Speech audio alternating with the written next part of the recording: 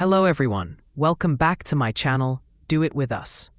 In today's video, I'm going to show you how to save photos from WhatsApp Web on PC. If you've received a photo on WhatsApp and you want to save it directly to your computer, this guide will walk you through the simple steps. Let's get started. First, open WhatsApp Web on your PC by going to web.whatsapp.com, or you can do it with WhatsApp desktop app. Make sure you're logged in by scanning the QR code using the WhatsApp app on your phone. Once you're logged in, you'll see all your chats on the screen. Now, find the conversation where the photo you want to save is located. Scroll through your messages until you find the image you want to download. Once you've found the photo, click on it to open it in full screen mode. This helps you view it clearly and make sure you're saving the right image.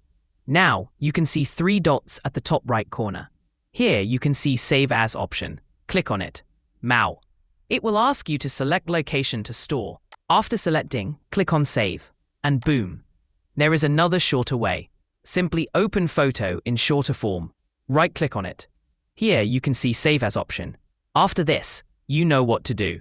Don't forget to like, comment, and subscribe. Thanks for watching, and I will see you in another video.